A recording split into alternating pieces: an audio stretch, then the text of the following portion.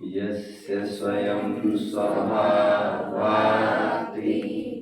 रभावे कृत्स्नकर्मणः तस्मै संज्ञानरूपाय नमोस्तु परमात्मने।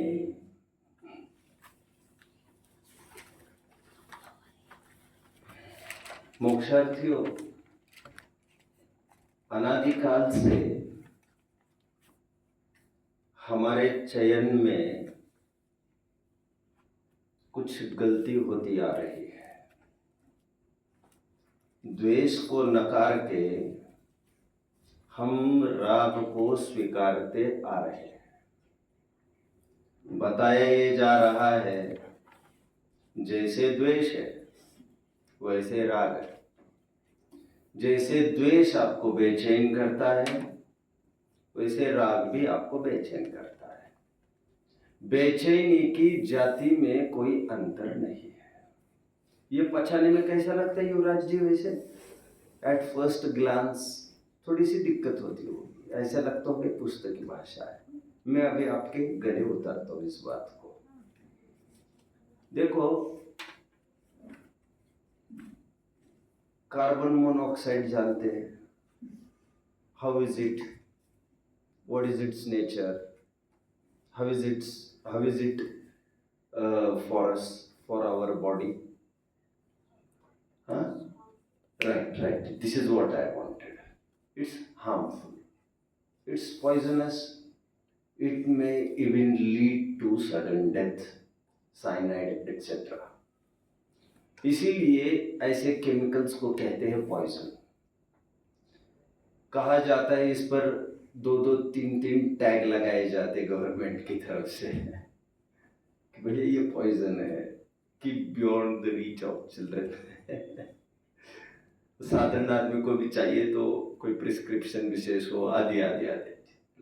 जहर है जहर। Now on the other hand say you are suffering from बुखार, फीवर। आपको बुखार आया है, हम झट से रिकमेंड करते हैं। हम मतलब, मैं तो नहीं करता, हम मतलब एक जनरल बात करने का एक स्टाइल है ये। आम जन तुरंत कहता है यू शुड टेक पैरासिटामोल। अभी पैरासिटामोल इज स्लो पॉइजन। अब डिक्शनरी में स्लो पॉइजन इस वर्ड को टटोली है, स्लो पॉइजन। शॉकिंगली आपको वहां पर मिलेगा जो धीरे धीरे मारता है, से पैरासिटामोल वहां पर लिखा है, से एडेड शुगर्स।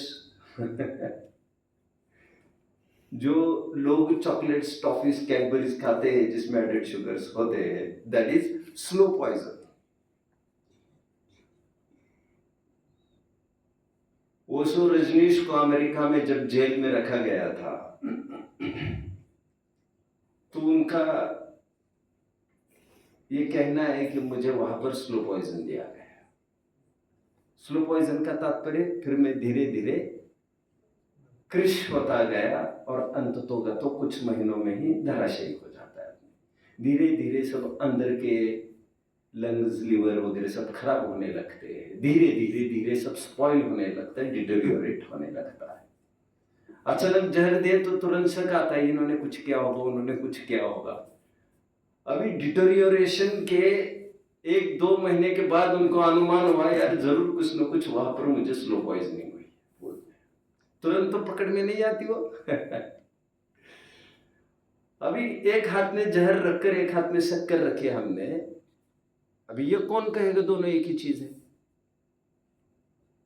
और गहराई में विचार करो तो इससे तुरंत मरण होगा और इसमें धीरे धीरे मरण होगा आपका। इसमें ललचा ललचा कर मरण होगा आपको। आप कहते रहेंगे चाहिए चाहिए चाहिए, आप एडिक्ट बनेंगे इसके, लाइक ड्रग्स। जहर का कोई एडिक्ट तो नहीं बनता, कोई बेवकूफ बैठा है क्या? जहर से तो बचना चाहते हैं, शक्कर के बिना तो कुछ खाना पीना चाहते नहीं है लोग। जमीन आसमान अंतर है। आप कैसे कहते हो इस बात को? लेकिन इसका निर्णय जबान थोड़ी करेगी। इन डेप्थ जाइए, मेरे पास कई आर्टिकल्स हैं जो ये प्रूव करते हैं जो शुगर वगैरह खाते हैं लोग, दैट इज स्लो पॉइजन। गले उतर रही है। गले उतरने की क्या परिभाषा है ये भी समझना पड़ेगा आपको, तो मैं पूछ पाऊंगा आपको गले उतर रही है क्या। कल से शक्कर खाते रहेंगे तो आज गले उतरी है ये थोड़ी कहने में आएगा। ज्ञान वही है जिसका फल प्रत्याख्यान हो। वेद विज्ञान वही है जो आश्रमों से निवृत्त कराए। राणम पच्चखन।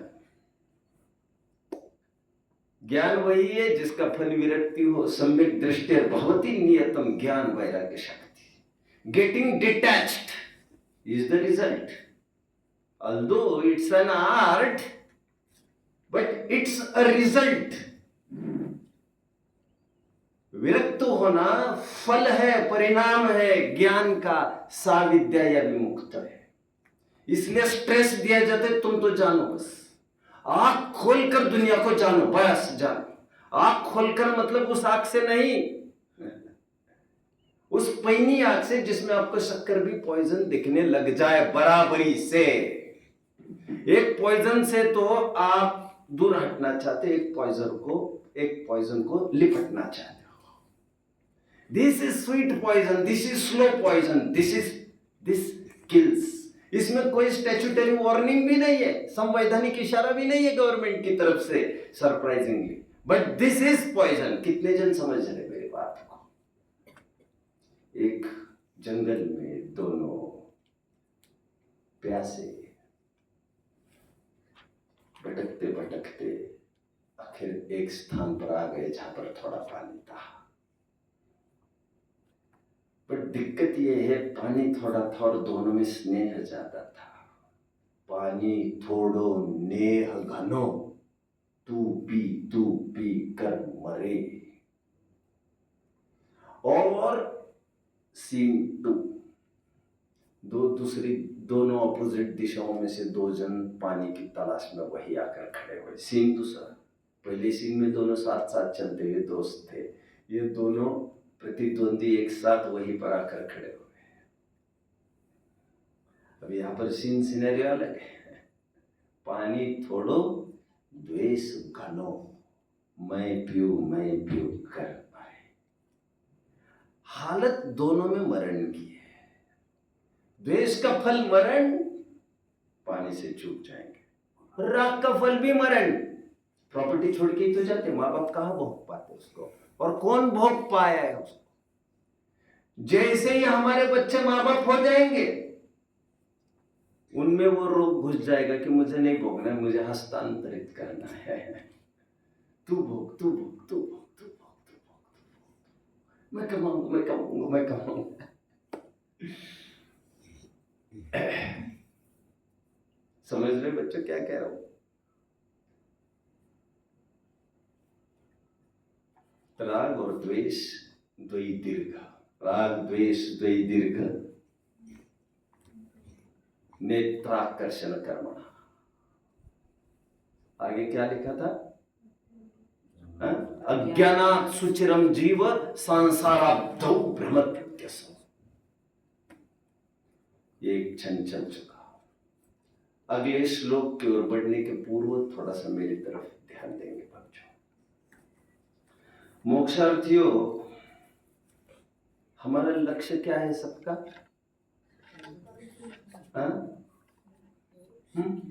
सुखी होना। मोक्ष तो एक टेक्निकल वर्ड है। मोक्ष तो टेक्निकल वर्ड है। वैसे ब्रह्मणा सुख शब्द में भी हो सकते, वैसे ब्रह्मणा तो मोक्ष शब्द में भी हो सकते। कितने जन फॉलो कर रहे हैं मुझे? हमारा लक्ष्य सुखी होना है, इतना सा ही नहीं है। प्रॉपर साधनों से सुखी होना है, जैसे तैसे सुखी होना नहीं है।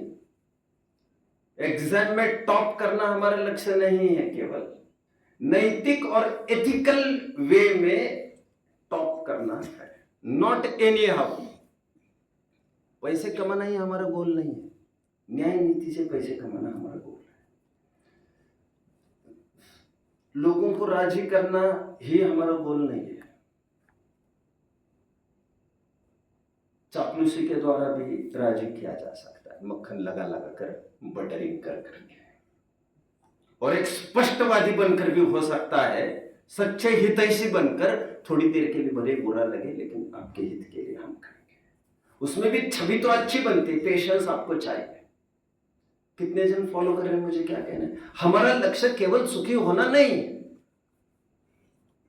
हमारा लक्ष्य पर्टिकुलर पद्धति से सुखी होना है, अथवा सुख जैसा सुख लोग चाहते हैं वैसा हम चाहते हैं, ऐसा नहीं। मतलब पर वस्तु से भी सुखी हुआ जाता है और स्व वस्तु से भी सुखी हुआ जाता है। तिजोरी भरना मात्र उद्देश्य नहीं है, अपनी मेहनत से यहां वहां से छीना झपटी से तिजोरी भरना उद्देश्य नहीं है हमारा। सुख पर द्रव्य के आश्रय से उपजाना हमारा लक्ष्य नहीं है। आम जनों को पूछो हाउ आर यू, तो वे तो कहते मैं सुखी हूं। वे सुख जो उपलब्ध करते हैं उनका आधार क्या है?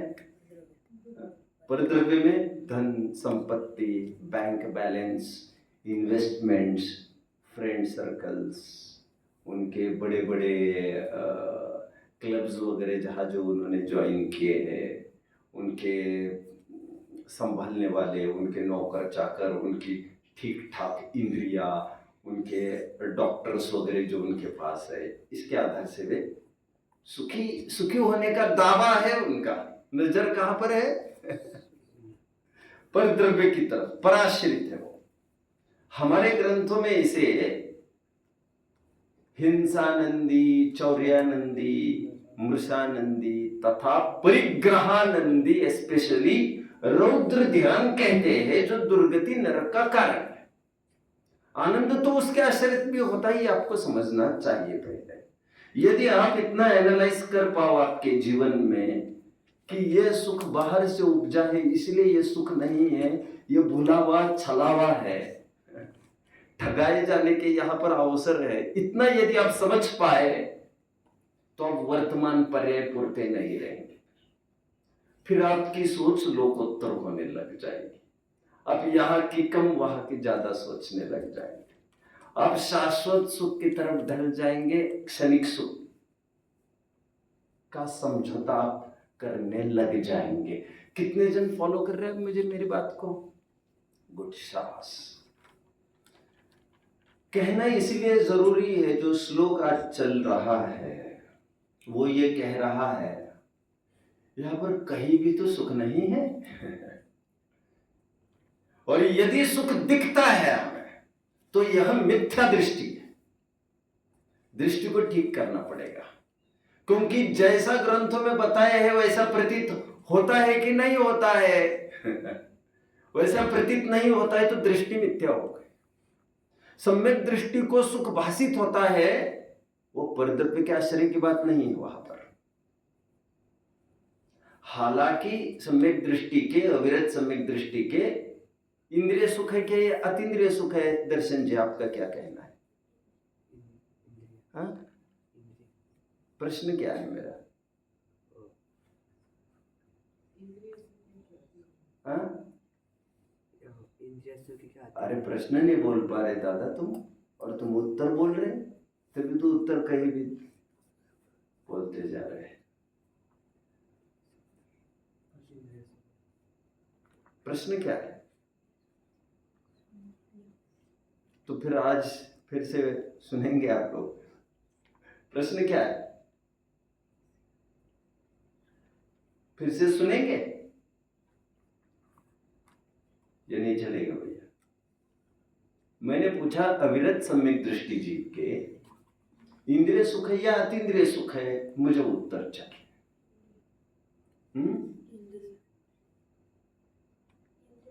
इंद्रिय सुख है, इंद्रिय सुख है।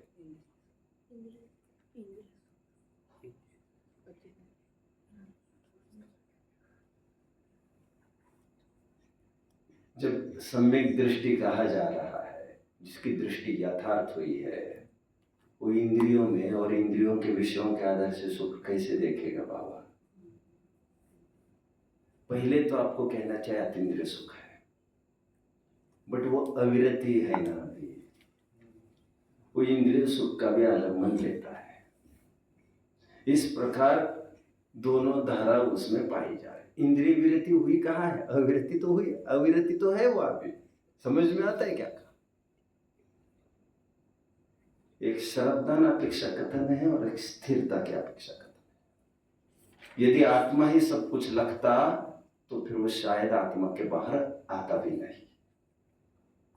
स्त्री में रमण करता है, भोजन पान करता है, आभूषण आदि पहनता है, व्हाट फॉर, क्यों करता है? ये सब अभी पूर्ण स्थिरता हुई नहीं है ना इसकी, इसलिए इंद्रिय सुख को चखता भी है और थोड़ा अट्रैक्शन भी, डोंट माइंड।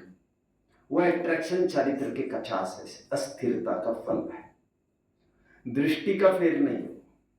दृष्टि में तो यही है कि मैं ठीक नहीं कर रहा, ये अभी भोगूंगा तो उसका फल क्या होगा, बट अभी रहा नहीं जा रहा है। ये तो वो भी समझता है, दुनिया समझती और वो नहीं समझता। ऐसे कभी होगा क्या?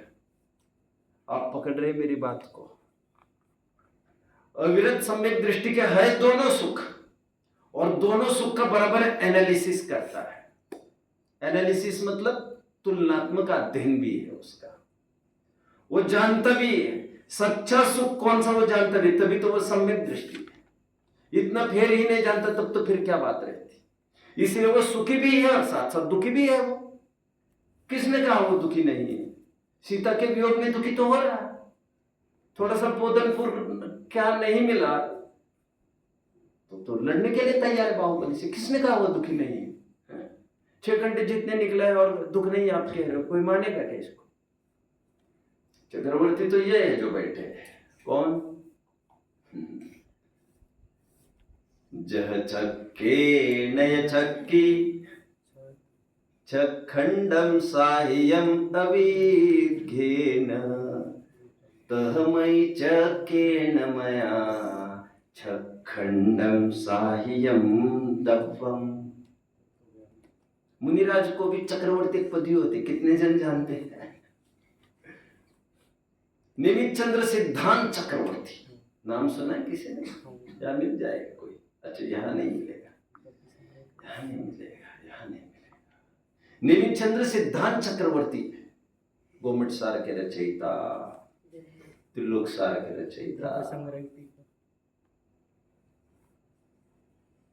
क्षपना सार के रचयिता, लब्धि सार के रचयिता, निमित चंद्र सिद्धांत चक्रवर्ती। वे स्वयं ये कहते हैं 397 गाथा गोमट सार कर्मकांड की। वे कहते हैं मैं चक्रवर्ती हूं क्योंकि मैंने बुद्धि के बल पर 6 द्रव्यों को साध लिया है। अखंड विभूति नहीं छीनी जाने। एक वे चक्रवर्ती है, लेकिन एक वे चक्रवर्ती है जो अभी भी ठोकरे खाई रहे हैं। वह पहाड़ों पर जा जाकर रोड ठिकाने आ रहे हैं, क्या रे कितने जन हुए, तो कितने जन हुए तो क्या विरक्त होने वाले हो क्या आप तुरंत?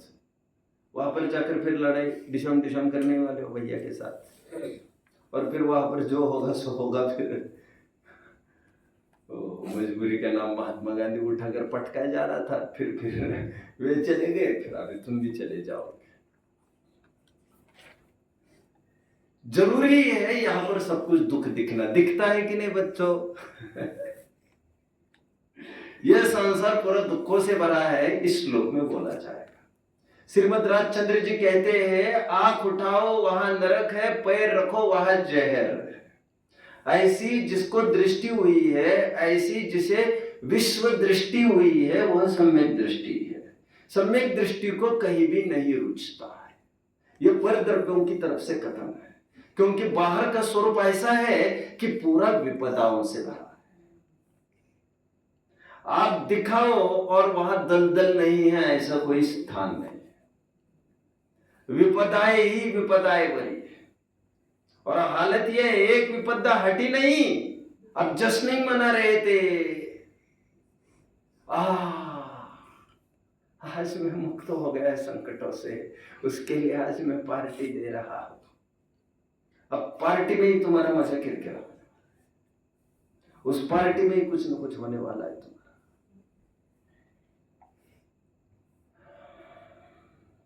एक आपदा हटने को हुई, वहीं पर दूसरी आपदा स्थान ले लेती। आपदाओं का घर है ये संसार, या क्या विपद भव। चलो एक बार श्लोक पढ़ते हैं। विपद भव, चलो लिख लीजिए, आप पहले लिख लीजिए जो लिख रहे हो, चाहिए तो। विपद भव पदावर्ते पदी के वाति वायते यावत् तावत् भवन्त्यन्या प्रचुर विपद पुरा यावत् तावत् भवत्यन्या। जैसे ही एक विपदा हटी, यावत् तावत् तैसे ही दूसरी विपदा वहां पर जम जाती है। यावत् तावत् भवन्तन्या प्रचुरा विपदा पुरा। पुरा मतलब सामने। अपना मराठी बहुत बढ़िया है लैंग्वेज। पुरा अपन कहते हैं पुढं, वो पूरा पूरा से शब्द है। पूरा क्या है? इतना बढ़िया ये मराठी अपने प्राकृत से मिलता जुलता है, और प्राकृत से ही निकली हुई संस्कृत है, थोड़ा पॉलिश्ड करके उसको मेकअप करके खड़ा किया है, प्रेजेंटेबल बनाया है उसे। प्रचुरा विपदा पुरा, विपदाओं की बाढ़ है हमारे सामने। प्रचुर विपदा पुरा, पुरा मतलब सामने प्रचुर विपदा है। यावत एक विपदा हटी तावत दूसरी खड़ी है। ठीक उस रहट की भांति 2-4 दिन पहले मैंने रहट का पूछा था आपको बच्चों। कितने जनों ने रहट देखा है? रहट पानी को खींचने वाला। कितने जनों के क्या म्हणतात? कप्पी। ओके, कप्पी। कितने जनों के खेत में है अभी भी वो रहट काम करता है अभी भी वो? बैलों के जरिए होता था ये पहले जमाने में, जब लाइट की जरूरत नहीं होती थी, न मोटर मशीन की जरूरत होती थी, तब थे दिमाग। तो बैल गोल गोल घूमता रहता था, उसे कहते रहट का बैल। वो घूमता रहता था और उस व्हील के साथ साथ एक ऐसी व्हील जोड़ी जाती थी। बच्चों आप देख रहे हैं, ए भैया तुम्हारा दिमाग चलता है, तुम इसको करना जरा, हो सकता है क्या तुम कर सकोगे उसे? डेमो अभी कुछ किया था ना स्कूल में, इसे इसको करना चाहिए आपको, करो और बच्चों को दिखाओ। डब्बा बब्बा ये जोड़ के दे देंगे आपको जो चाहिए।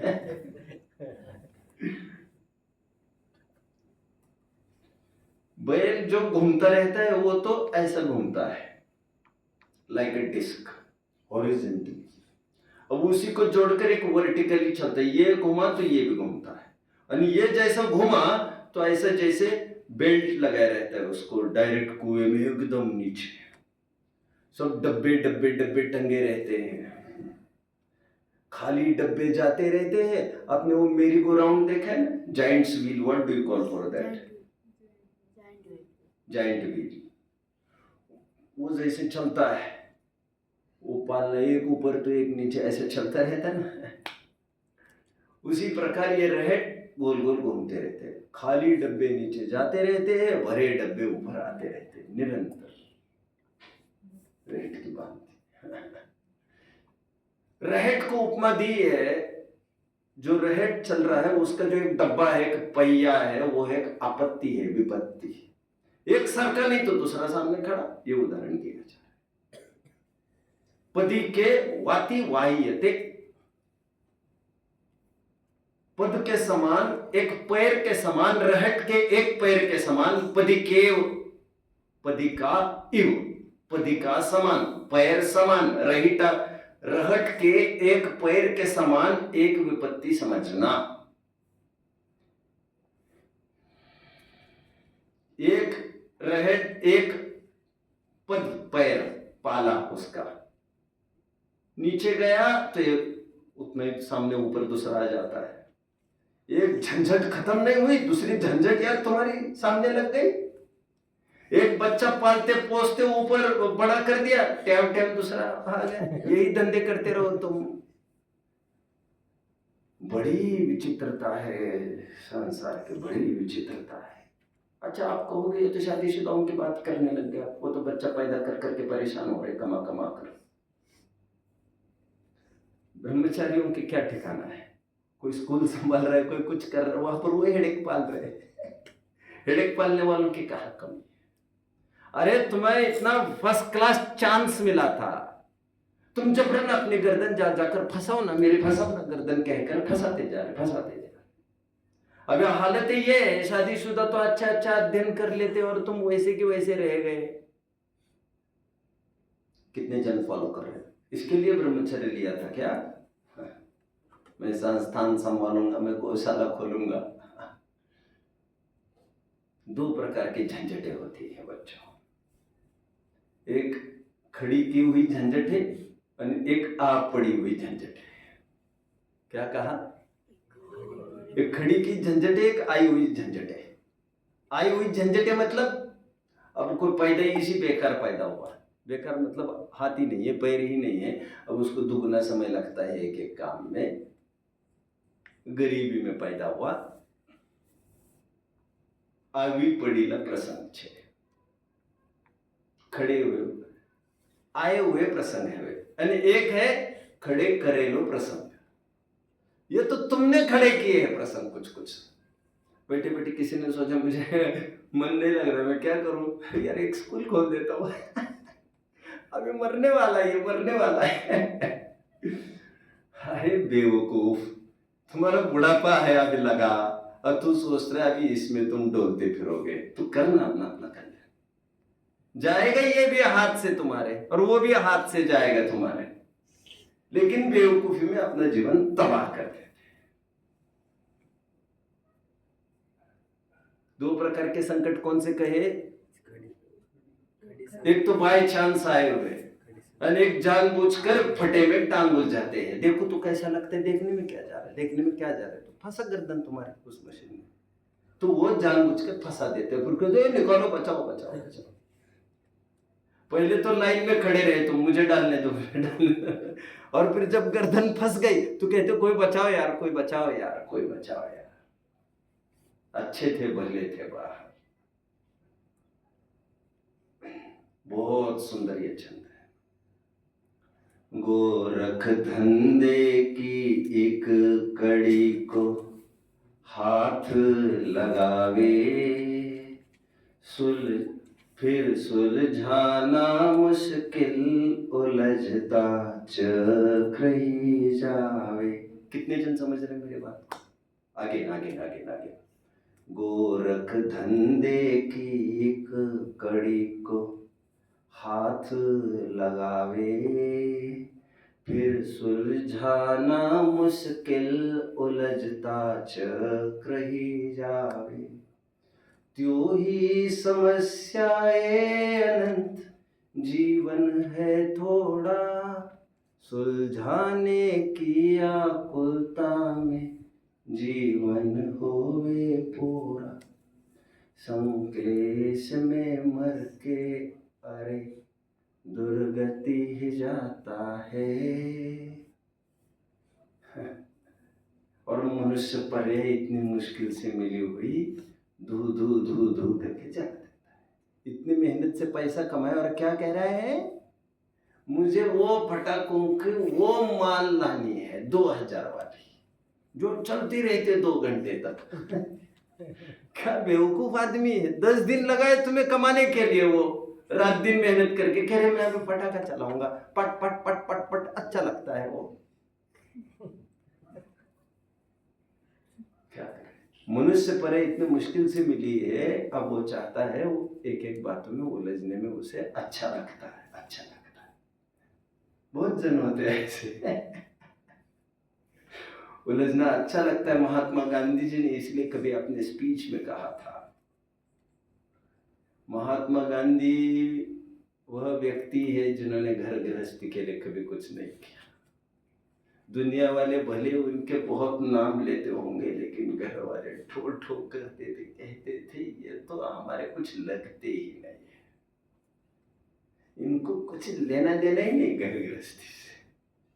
घर वाले तो अपने अपने सुख को रोवे, पिता पुत्र दादा।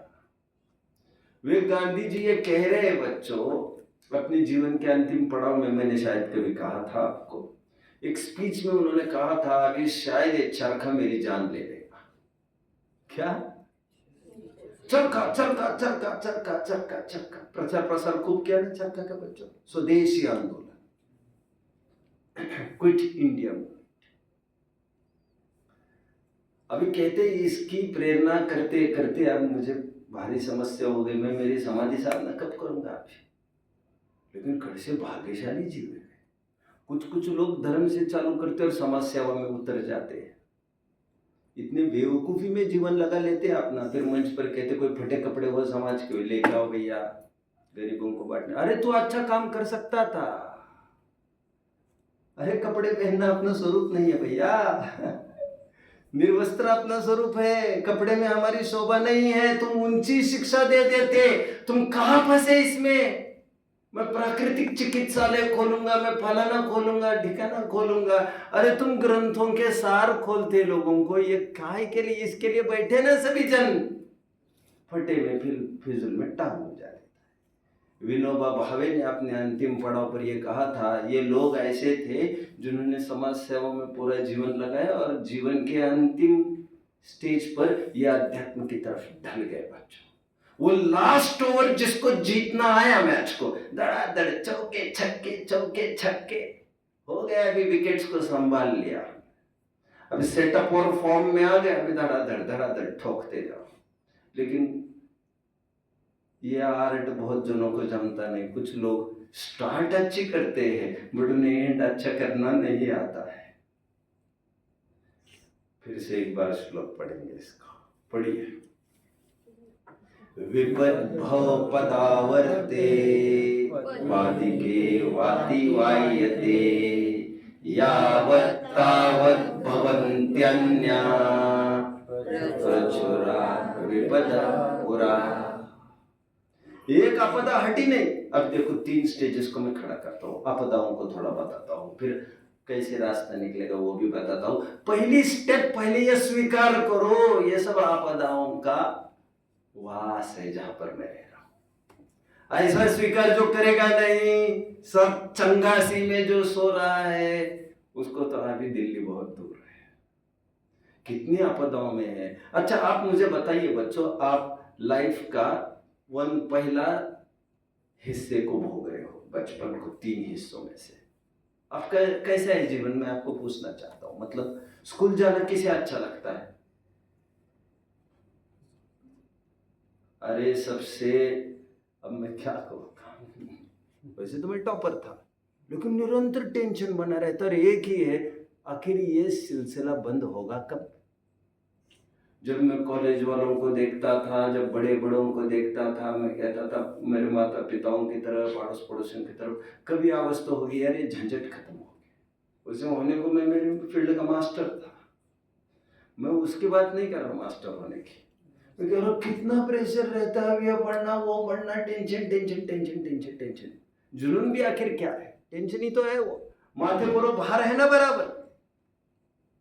लोक में भी जैसे कहते हैं एंजॉय भी तो नहीं कर सकते तुम ढंग से, वो एक झंझट बना रहा। जिस दिन वो पढ़ाई पढ़ाई पढ़ाई पढ़ाई खत्म हो गया, असाइनमेंट असाइनमेंट, वो बहुत कोई जॉयस जॉब नहीं है। बताओ, ज्योग्राफी की क्लास लगेगी आज, सबको 4 घंटा बैठे रहेंगे सब, मैं बताऊंगा कैसे मानसून कहां से कहां तक बहती है, कितना समय बर्बाद करेंगे हमारा। वो हिस्ट्री सिखाते रहेंगे, वो क्या क्या सिखाते रहेंगे। अरे क्या क्या पढ़ना पड़ेगा हमें, ये सब सिलेबस में रखे हैं तुम लोग। अभी कहते हैं एलिमेंट्री के रूप में तुम्हें ये भी लेना पड़ेगा, उसको भी मार के जाना पड़ता है। अरे मार के इसलिए जा रहे, नहीं तो कौन इंटरेस्टेड है उसमें, जाना पड़ता है स्कूल में। लगता है कि नहीं, कितने जनों का लगता है एक दिन ये बाहर से मुक्त हो जाए, स्कूल फूल नहीं चाहिए हमें ये सब झंझट है। विद्यार्जन की कला की मैं बात नहीं कर रहा हूं अभी। विद्यार्जन तो जीवन तो एक शिक्षालय है, वो निरंतर शिक्षा ग्रहण करना चाहिए, बट वो शिक्षा अपने तरीके से ग्रहण करने की बात थी। तुम तो शिक्षा ग्रहण के नाम पर पुस्तकें रटवा रहे हैं, हम पर बाहर दे रहे हैं। हमको इतनी शिक्षा तो मिल गई कि शिक्षा के नाम पर धोखा होता है, इतनी शिक्षा मिली है। इसलिए कहा गया था, आज की ये पढ़ाइयाँ है, लॉर्ड मैकेले ने ये कहा था, ये पढ़ाइयाँ भारतीयों को क्या कहते हैं उसको, दफ्तर के बाबू बना देगी। मैं लोकल भाषा में बात कर रहा हूं। और हमें जैसे नौकर चाहिए उसी प्रकार की शिक्षा व्यवस्था को इंट्रोड्यूस अंग्रेजों ने किया था। केवल नौकरी के कारणभूत एजुकेशन को उन्होंने इंट्रोड्यूस किया इसमें, जिसका अर्थ भी नहीं समझते। हमें ये भी पता नहीं ढंग से ये फॉर्मूला कहाँ अप्लाई होगा और कौन सा फॉर्मूला जीवन में कब लगेगा हमें, बस लेकिन वो करते जा रहे हैं हम। ये पहली अवस्था हुई बच्चों, आपदा ही आपदा। हमने कहा इम्पोजिशन करना पड़ेगा साहब। वो आपको ज्ञानार्जन होगा उस पक्ष की मैं बात नहीं कर रहा हूं, लेकिन स्वाधीनता कहाँ है, एक फेज हो। अभी युवा अवस्था की थोड़ी सी बात करें। युवा अवस्था में कोई चैन है? दर्शन जी, आपके पापा जी क्या करते हैं? खेती करते हैं। आपके पिताजी क्या करते हैं? खेती करते हैं। खेती और खेती तो एक ही है यार, मेरे को बेवकूफ बना रहे। तुम बोलो। ठीक है,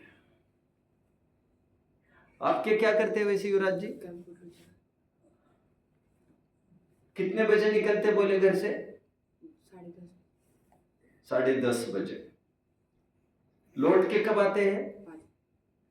5 बजे। फिर जाते हैं? फिर से नहीं जाते। अरे यार, मैंने तो गलत आदमी उठा लिया फिर। इतनी सी ड्यूटी है, 10:30 से 5। पहले क्या करते हैं? अच्छा, 10:30 से 5 वहीं पर रहते, ठीक है। मालिक के इशारे पर तो नाचना ही पड़ता होगा, मतलब बुरा नहीं मानना, जो है सो मैं पूछ रहा हूं आपको, मैं संसार की विचित्रता की बात कर रहा हूं।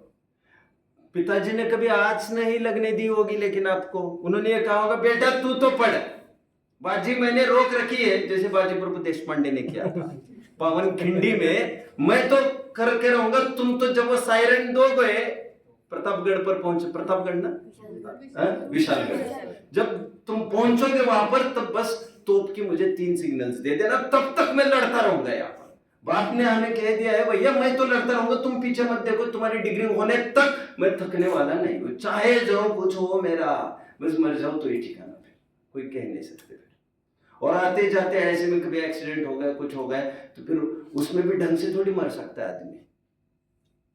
कोई बाप दादा की प्रॉपर्टी नहीं हो तो इसी चिंता में मरेगा,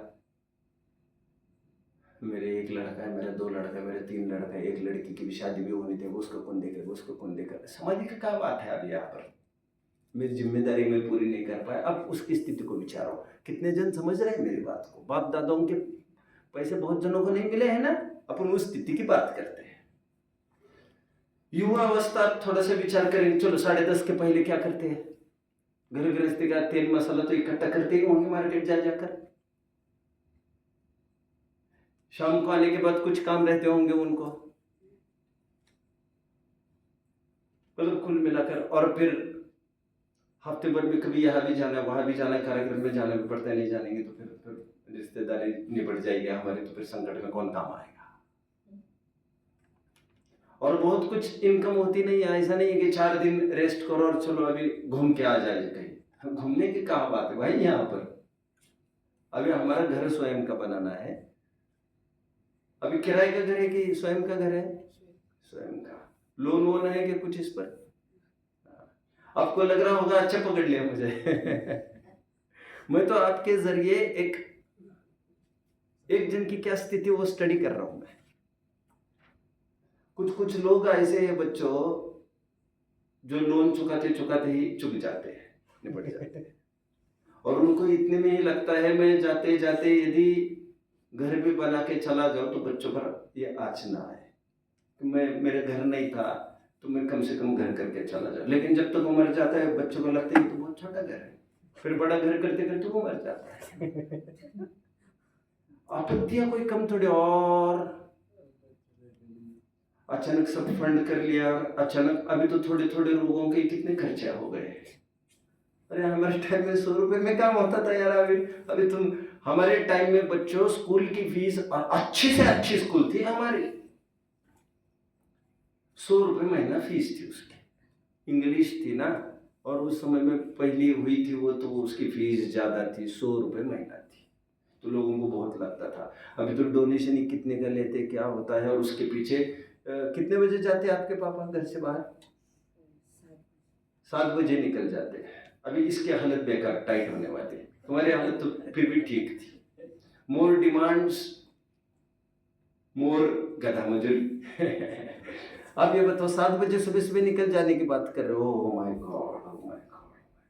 एक्सरसाइज का तो कोई सवाल भी नहीं है। रोज ऐसे उनको भावना तो बहुत होगी, मैं रोज एक्सरसाइज करूँ अगर, लेकिन टाइम का इशू आता होगा। हेल्थ को भी मेंटेन करो बहुत लगता होगा, लेकिन टाइम का इशू आता होगा। शाम को कितने बजे लौटते हैं? 7 बजे। और काय के लिए बातें बनाता है, यहाँ पर तो 8-8, 9-9 बजे आते हैं लेट हुए। क्या कह रहे, वो फैक्ट्री को आना पड़ता है, फिर उनके टाइम साहब आप उनके टाइम रहते हैं। मैंने कितने बार कहा यहाँ तक आते जाओ। कितने बजे आते हैं? 7-7:30। मतलब 12 घंटे बाहर रहते हैं घर के, हाँ या ना? टिफिन विफिन सब बाहर लेके जाते होंगे, खाने को थोड़ी आते होंगे घर पर। जैसे सूखा फूखा, जैसे ठंडा वंडा, तो यहाँ वहाँ कुछ कैंटीन वैंटीन में कुछ जैसे काम चला लिया। और कैंटीन वैंटीन में कोई स्वास्थ्य थोड़ी अच्छा रहता है। 2-3 दिन भले आदमी खा जाए, बट स्वास्थ्य बिगड़ता है, उसको कोई आदमी उसको खाना नहीं चाहता। मैं सही कह रहा हूँ ना? मतलब मजबूरी तो भोग रहे, हाँ या ना? मेरा एक दोस्त था बच्चों, वो कॉन्ट्रैक्टर था, फिर उसने मुझे कहा कि एक दिन साइट पर चलते हैं। तो तब की बात है जब मैं कॉलेज करके आया था। अब धर्म की रुचि का कोई सवाल नहीं था मेरे में, चलो। तो साइट पर ले गए मुझे। वो साइट ऐसी थी, 20 किलोमीटर आसपास, 20 किलोमीटर आसपास आदमी भी नहीं दिखता था। मतलब उसकी साइट चलती थी, कैनल डैम बनाते हैं, केवल उनकी लेबर। वहां पर पानी भी पीना हो तो भी कोई व्यवस्था नहीं। और वो वहां पर गाड़ी लेके जाता था, 4 व्हीलर अपनी, और 4 व्हीलर में ही दिन भर बैठा रहता था, और ऐसे महीनों निकाल लेता था वहां पर। महीनों, कितने महीने निकालेगा ऐसा? नहीं, 1-2 साल में साइट पूरी होगी। तो जब साइट पूरी होकर यहां जनता बसेगी, तो फिर मैं दूसरी साइट पकड़ लूंगा, फिर उजड़े को मैं चमन बनाने चला जाऊंगा।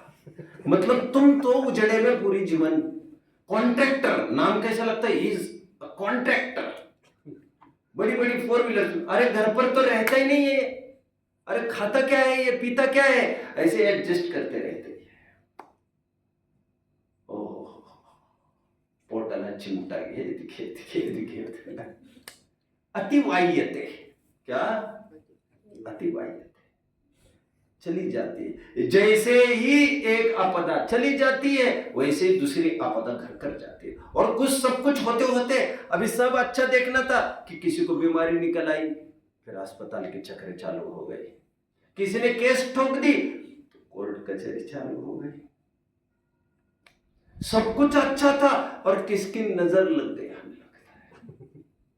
और सुनो बच्चों, जब सब कुछ अच्छा चल रहा होता है तो you should be doubtful, you should be fearful.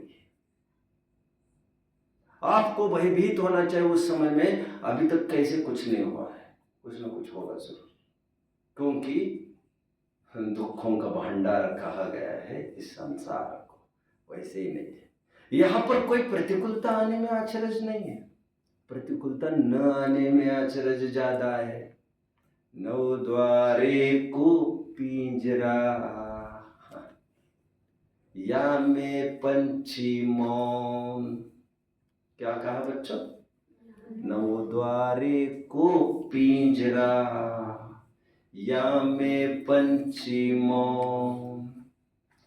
उड़ने को अचरज नहीं, उड़ने को अचरज नहीं, रहने को अचरज होए। अर्थ कितने जन समझ रहे? पिंजरा था, पिंजरा, उसके दरवाजे सब खोल दिए, 9 दरवाजे थे उसके। कितने दरवाजे? सब खोल दिए, सब खोल दिए और पक्षी उड़ गए। अभी उड़ गए, ये आश्चर्य, ये आश्चर्य नहीं है, क्या है? आश्चर्य है कि नहीं है ये? इसमें क्या का आश्चर्य? 9 दरवाजे खुले, वो तो उड़ के जाएगा ही जाएगा। वो तो उड़ा नहीं है तो आश्चर्य समझना चाहिए। ये जो पिंजरा है बच्चों, ये 9 द्वार का पिंजरा है। इसमें 9 द्वार कौन से? 9 मल द्वार गहे बहे घिनका। कौन से 9 दरवाजे इस पिंजरे को बच्चों? ये 2, ये 2, ये 2, 6 दरवाजे तो ये हो गए। मल द्वार, मूत्र द्वार, एक मुख का द्वार, और वैसे सर्वांगी। 9 मल द्वार बहे घिनका, 9 द्वारे को पिंजरा, या में पंछी, पंछी मतलब जी, मौन, उड़ने को। मर गया तो आश्चर्य कहा हुआ भैया? आश्चर्य तो ये 40 साल कैसे जी लेता है?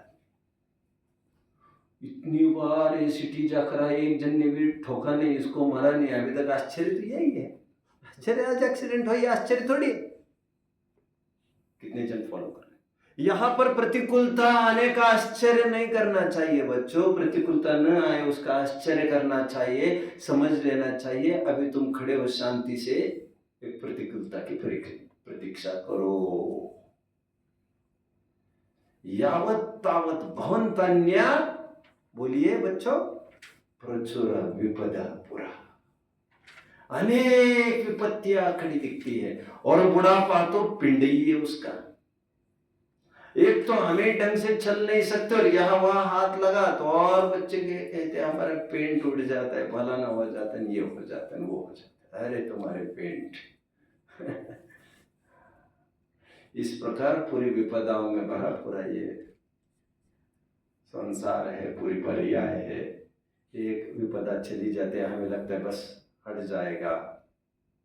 अब मैं दूसरी स्टेप की बात कर रहा हूँ, टाइम मेरा पूरा होता जाएगा। अभी दूसरी बात में प्रकरण लूंगा इसी में। तो फिर क्या किया जाए? जो लोग ये कहते हमें धर्म तो हमें भी करना है, बट अभी हमें थोड़ा सा ये काम हो जाए तो फिर हम बस चालू करेंगे, उनके समान कोई मूर्ख नहीं है। वे उन लोगों जैसे है जो गांव का आदमी पहली बार आया हो बहुत बड़े शहर में, मुंबई जैसे एकदम गांव का आदमी, और उसे रोड क्रॉस करना, वही खड़ा है गाड़ी। अरे गाड़ी वहां यार, तब तक तो तुम यहाँ से बाहर चले जाओ। नहीं अब वो भी आ रहे, वो भी आ रहे। अरे भैया तुम रात्रि में 12 के बाद भी देखोगे खड़े रहकर, तब भी गाड़ी दिखेगी तुम्हें ऐसे। चलो निकलो यहाँ से, रोड खाली होगा तो मैं निकलूंगा, ऐसा नहीं। तुम निकलना चालू करो, रास्ता तुम्हें मिलता जाएगा। तुम नए नए हो इस शहर में, इसलिए तुम्हारे साथ ये हालत है। मुंबई के लोकल ट्रेन में जिसे चढ़ना है वो अभी थोड़ा देखते रहेंगे, अभी ये भी चढ़ रहा, वो भी चढ़, अरे घुस घुस। यही प्रोसेस है। तुम आगे बढ़ोगे तो तुम्हें रास्ता मिलेगा, वैसे तुम्हें रास्ता मिलने वाला नहीं है। नहीं सब चढ़ने पर मैं चढ़ूंगा ना। अरे ट्रेन हिलती रहेगी तब भी लटक लटक कर सब चढ़ते रहेंगे, ऐसा कोई प्रसंग आएगा नहीं।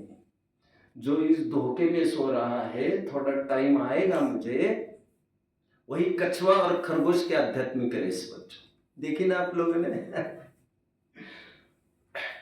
कहेंगे इतनी भी क्या जल्दी है, जब जीना है बरसो। करेंगे करेंगे करेंगे, करना है, हमने मना कब किया है? टाइम आने पर करेंगे। और जो अच्छे समय की प्रतीक्षा करते हैं उनको ये पता नहीं है कि ऐसा अलग सा समय कोई आता ही नहीं है। एक के बाद एक प्रतिकूलताएं चलती रहती, इन समस्त प्रतिकूलताओं को गौन करके ही अपने काम किए जाते। प्रतिकूलताएं वैसे कभी भी रुकती नहीं। किसी ने ये मांग कि भगवान को सब शांति हो जाए तो मैं आत्म ध्यान करूंगा, ये सब ठीक हो जाए, तो भगवान ने आकर उसे कहा ये सब जो चल रहा है वो सब अपनी योग्यता से ही चल रहा है, ऐसा जानना ही आत्म ध्यान है। कितने जन फॉलो कर रहे हैं?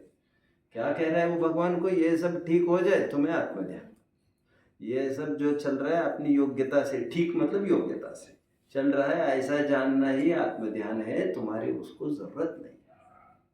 और कुछ कुछ लोग तो इतने मोही है, उनको अपने लड़के के गृहस्थी की, लड़की के गृहस्थी की भी पड़ी रहती, वहां पर भी बराबर संबंध रखने हैं, अभी उनको संबंध तोड़ने नहीं है, अभी उनको सब अरे रे रे रे, हाय बुढ़ापा, हाय बुढ़ापा। प्रचुर विपद पुरा, फिर धर्म कब करोगे? युधिष्ठिर का यक्ष प्रश्न क्या था बच्चों? महाभारत का यक्ष प्रश्न जानते हैं ना?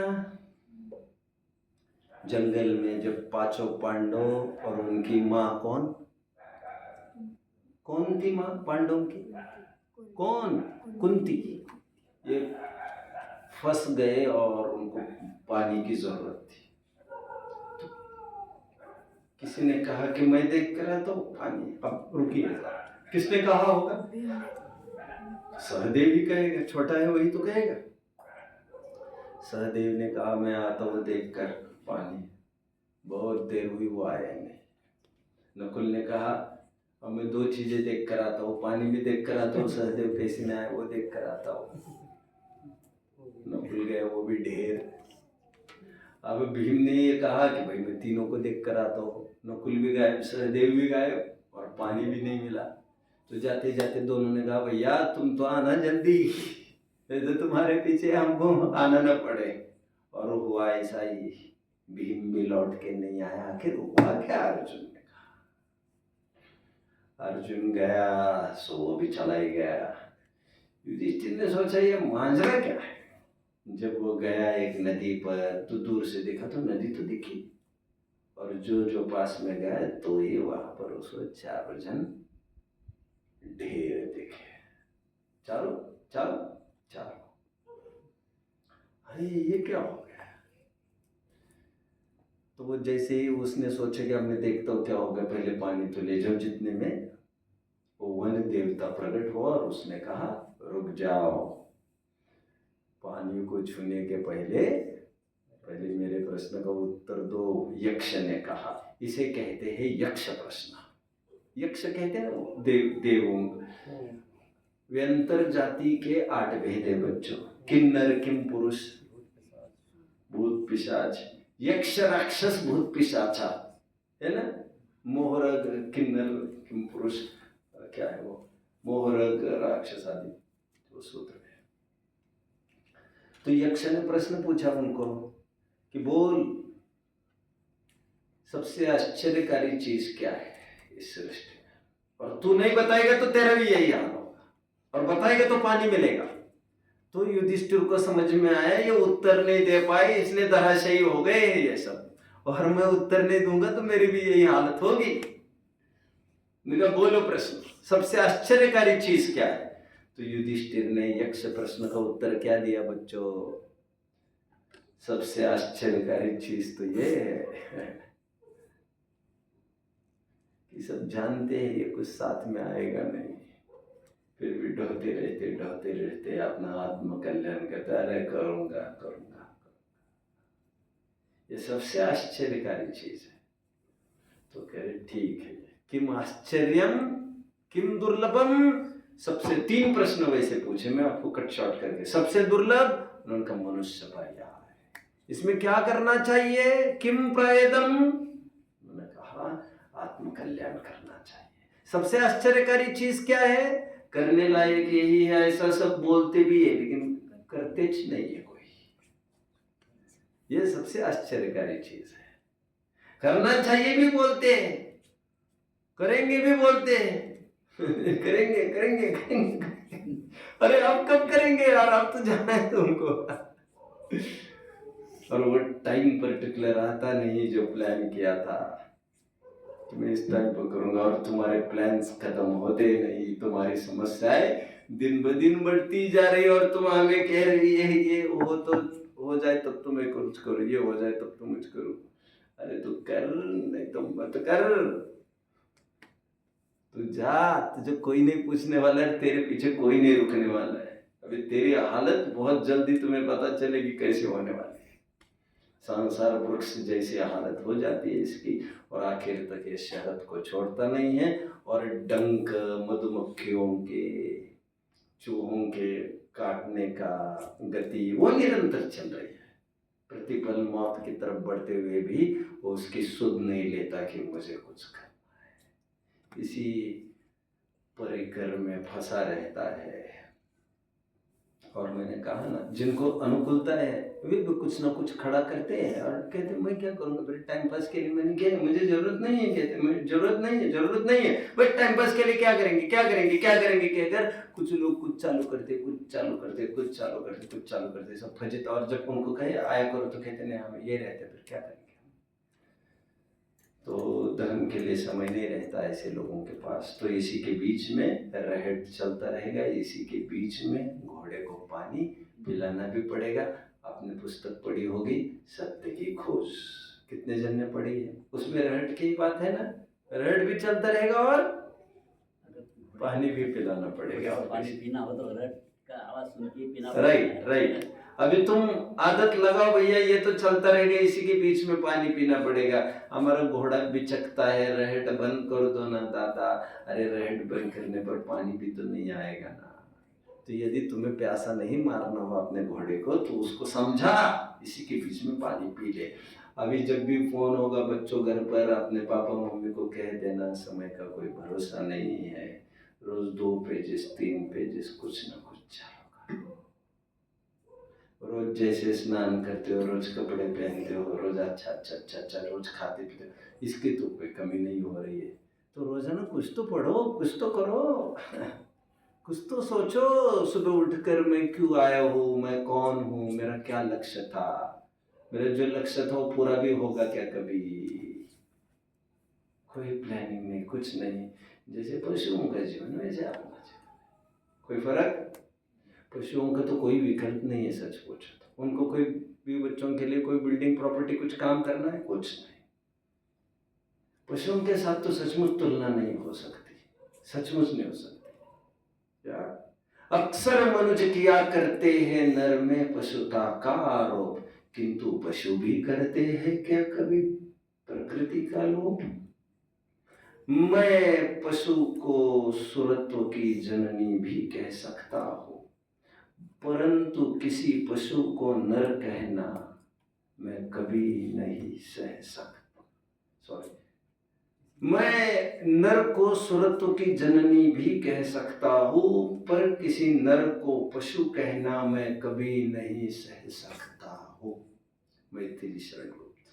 उनको इतनी तकलीफ है, कोई लोग आदमी को कुत्ता कहते, कोई गधा कहते, कोई बैल कहते मत करो, तिरंजों के नाम मत दो, वे बहुत अच्छे कहते, बल्कि तिरंज खराब काम करे तो उसे नाम लेने चाहिए, आदमियों के कहने चाहिए। करे समझ में आ गया।